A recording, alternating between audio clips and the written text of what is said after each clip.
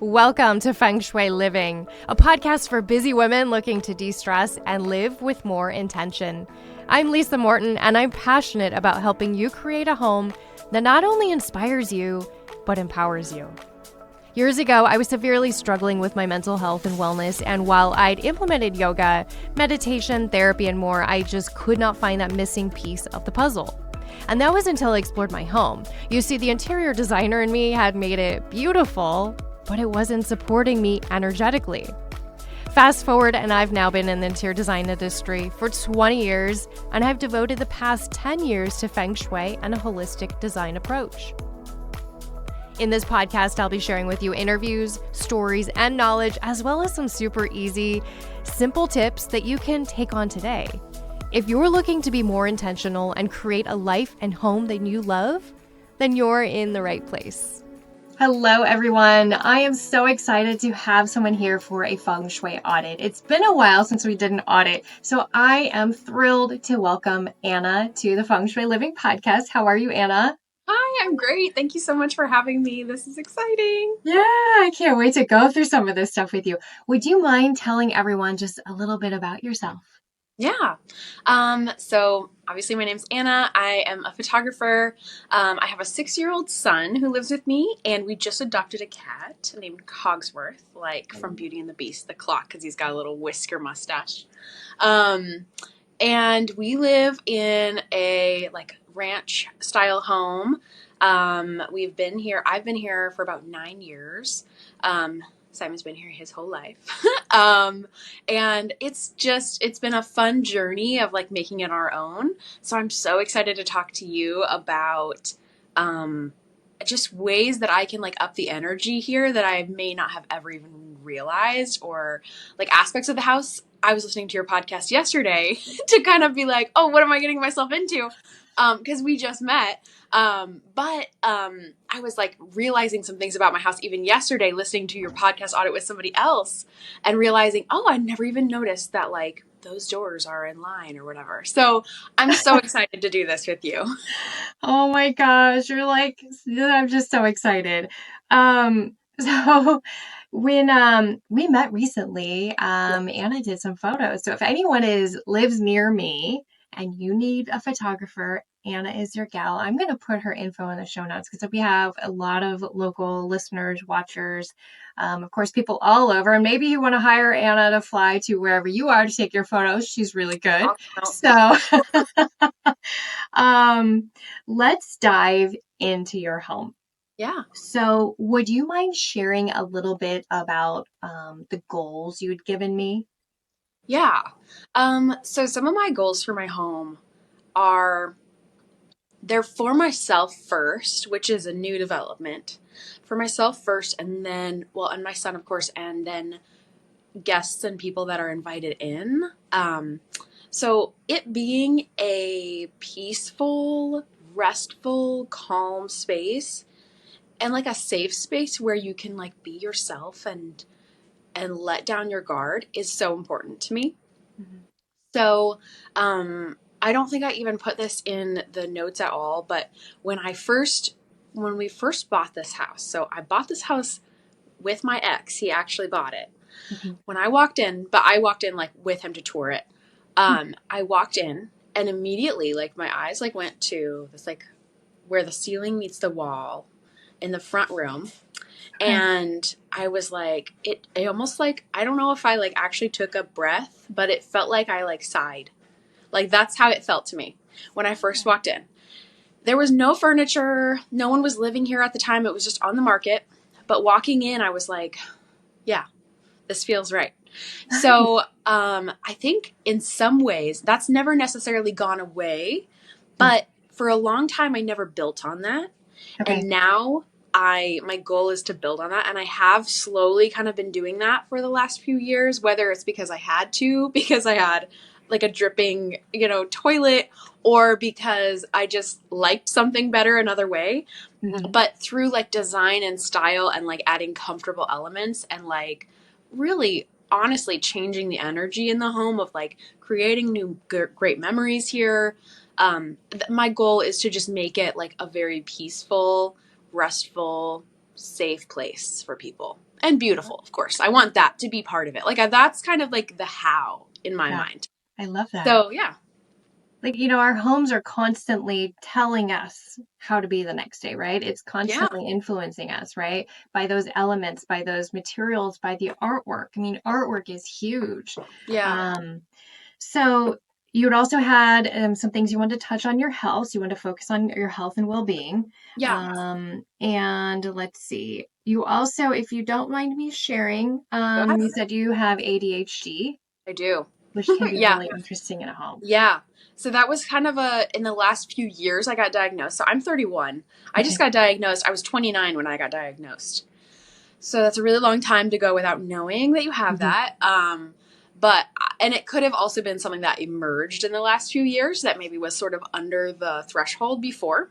Okay. But for me, yeah, that's a thing that I've found myself like having a hard time with like cluttered spaces and Hmm. at the same time struggling to always keep spaces uncluttered. Um, kind of, I don't know, I have that tug of war going on almost all the time. Plus, I love like a refresh or a redecoration or adding new art. Yes. So that's been an interesting journey of like realizing, okay, how do I make this place like a safe, steady place while Hmm. still keeping it fresh and like changing things up. So That's yeah, I'm interesting. again excited to hear your perspective Oh on my those things. gosh. So I find, so I am not a doctor. I am not an expert in ADHD, but I just thought I'd share a little bit about what I found working with people with this. Yeah. And I know color can be really impactful, right? Mm-hmm. Color catches our eye, and color helps us, sends us our attention to a certain area. So it looks like you have pretty white walls, and I think that's what I would recommend is go for neutral colors on those big, large expanses. Like so, your walls, maybe your sofa neutral, right? It doesn't have to be white, but white, beige, tan, brown, cream, chocolate. Those earth element colors. So, right, the earth element is all about grounding and centering, feeling your feet on the earth, right? Yeah. So, I would recommend for the large pieces, the large objects, go rather neutral. That's going to Mm-hmm. help bring things down. It's going to help you feel more grounded. It's going to help your son, the new Yeah. cat, and any guest feel more grounded in your space and just Yeah. comforted. But then you can have fun with those pieces that you want people's attention to go to. Oh, we see our cat. There's Oh Poser. my gosh, it's so funny. This is the second cat to have visited the podcast. Oh, yay.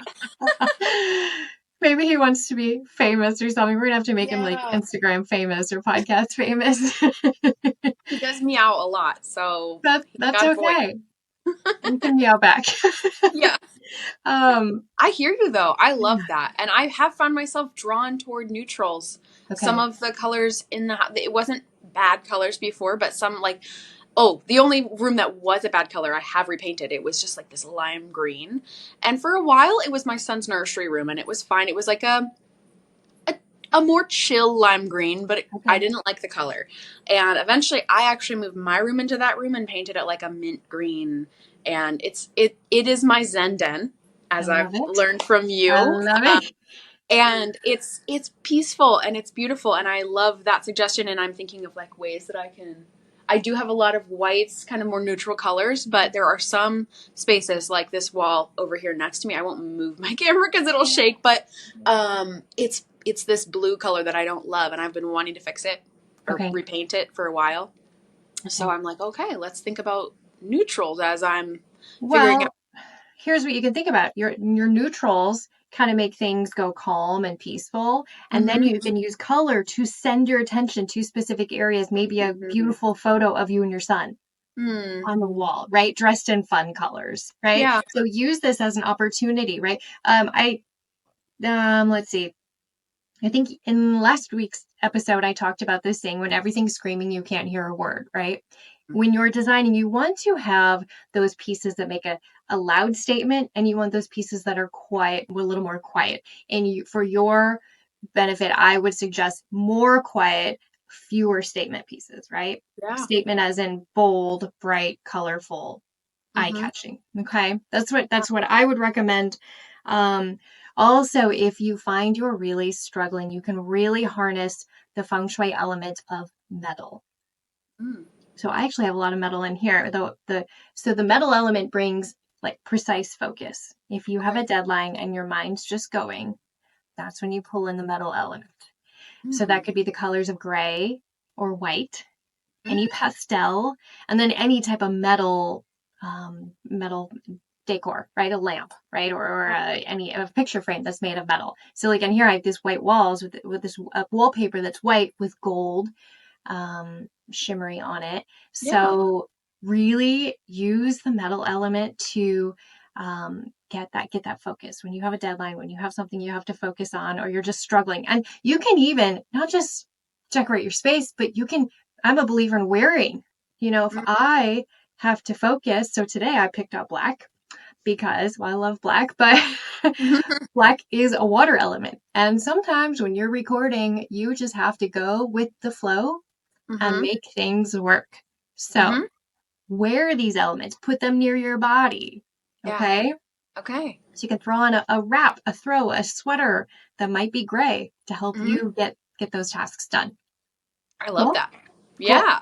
I'm excited to try it.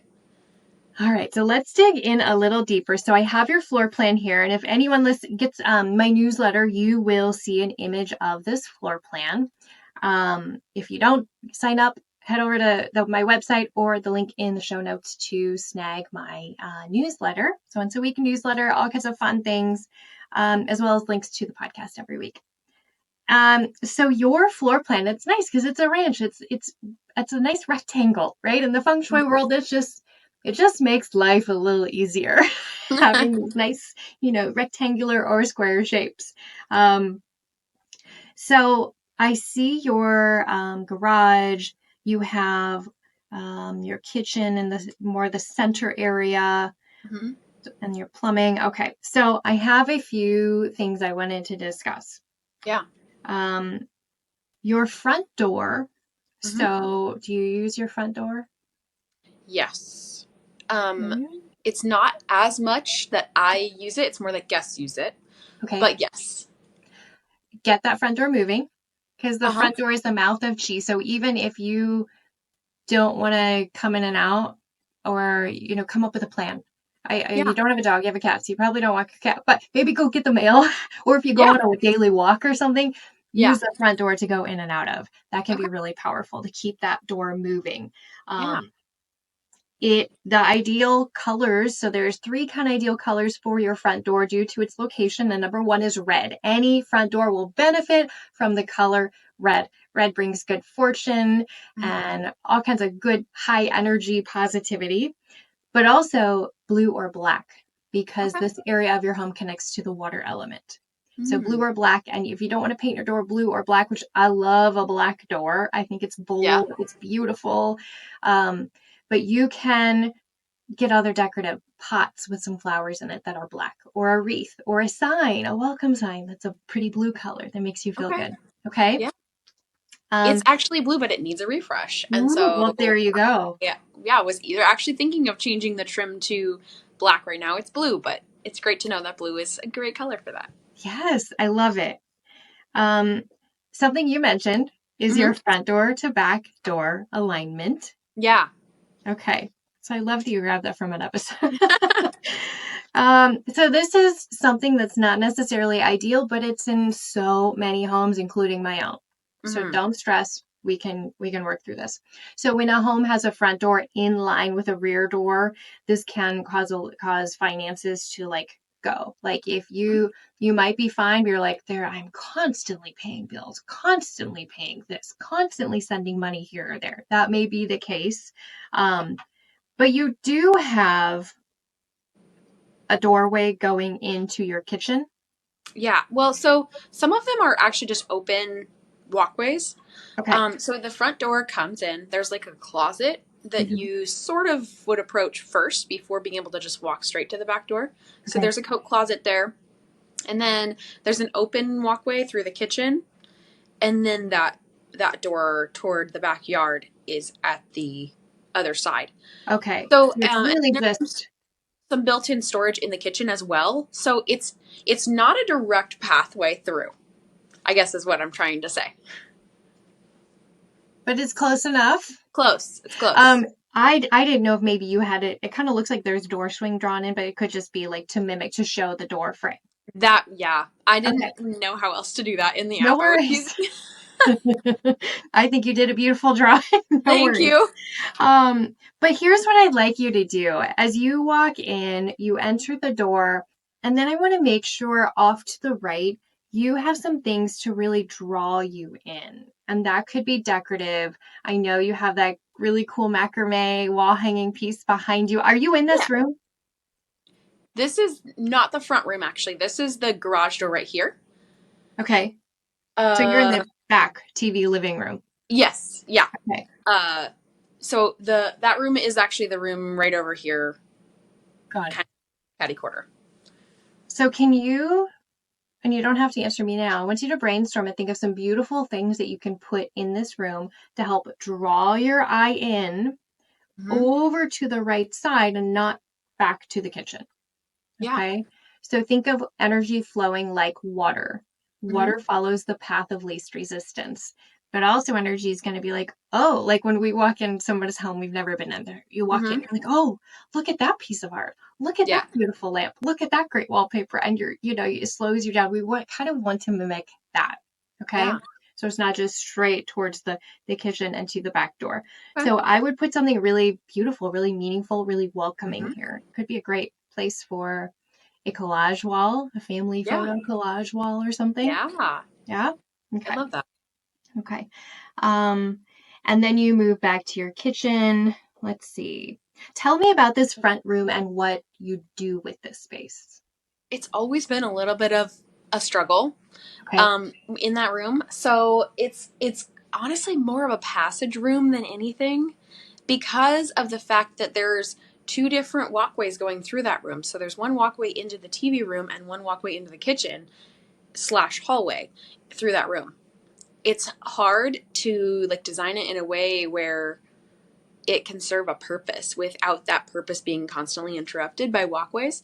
So I have in my floor plan, I put that couch against the wall. Mm-hmm. It looks out the window. I sit there to read sometimes. Like, this is the most functional that room has probably been mostly ever. Okay. Because of the fact that I'll like sit there and I like that I can see out the window. I'll usually only be there doing that when I'm home alone though.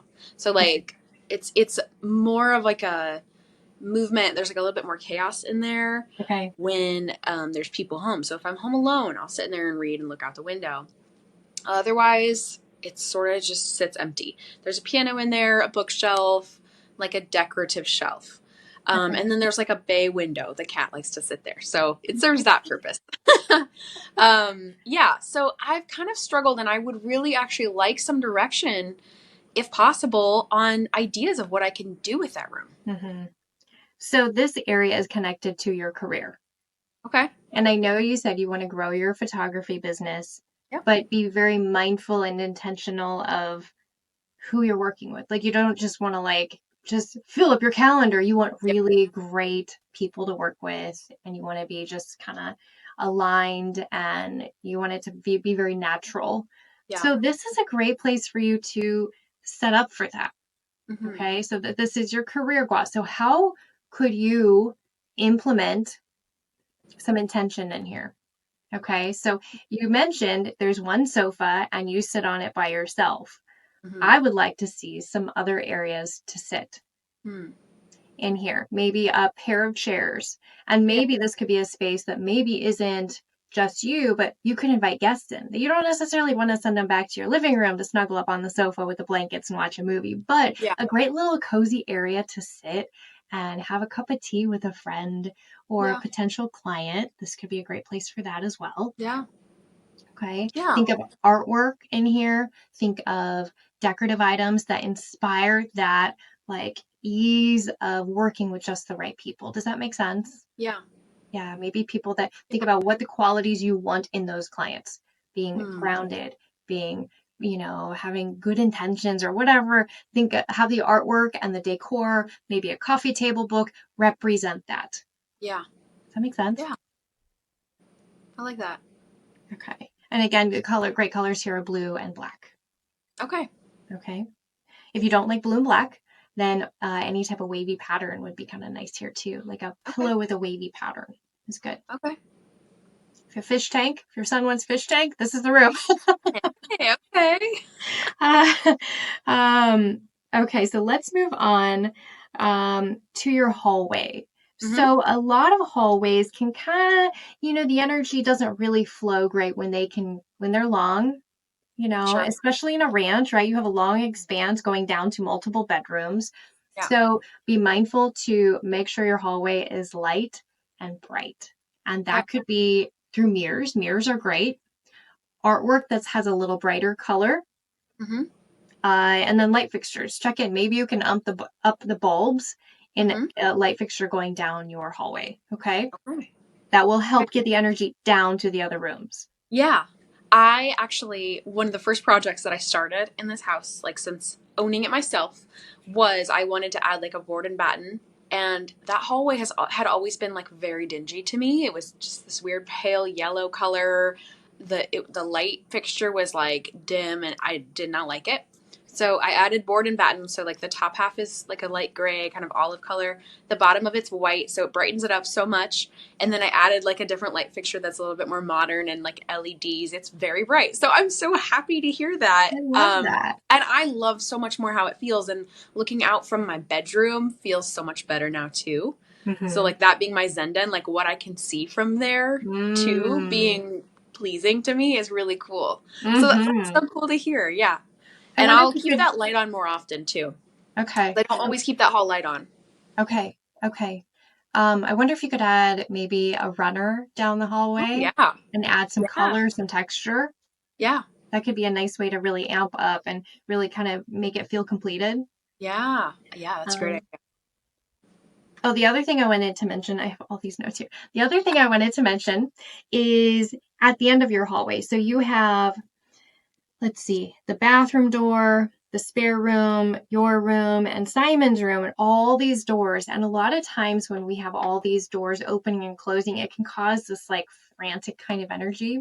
So my great solution for this is a window prism, like a cut glass prism. So you're going to hang it in your hallway. So it might not catch the light. It might, depending on where you hang it. Yeah. But I want you to hang one of these in your hallway, and you'll notice it will just feel a little calmer as you're going down the hallway. Okay.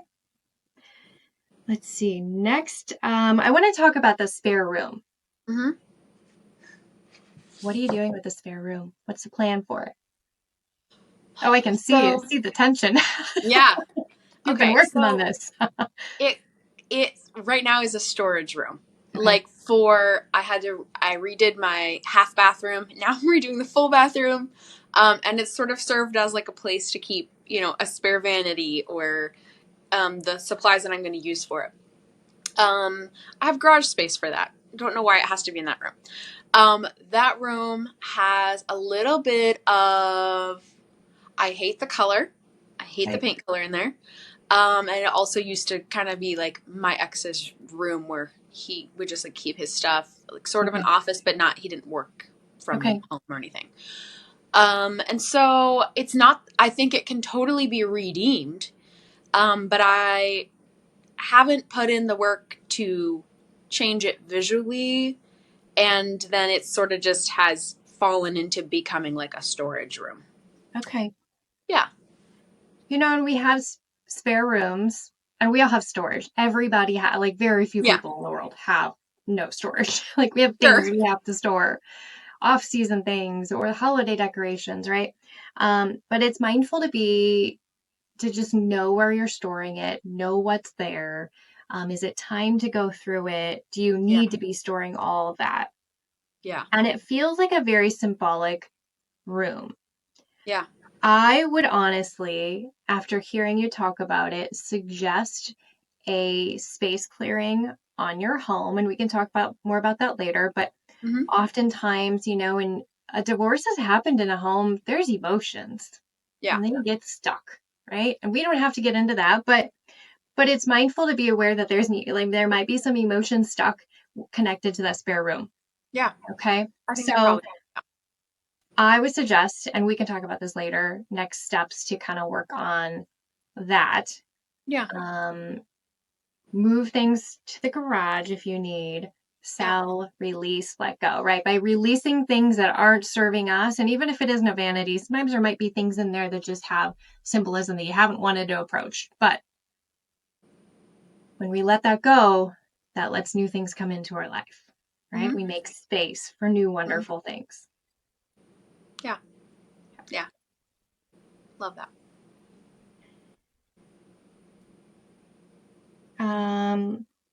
Let's see. So we talked about the ADHD and then creating a cozy space for others. I love that that's so important to you. And this is also a place you can focus on in that front room.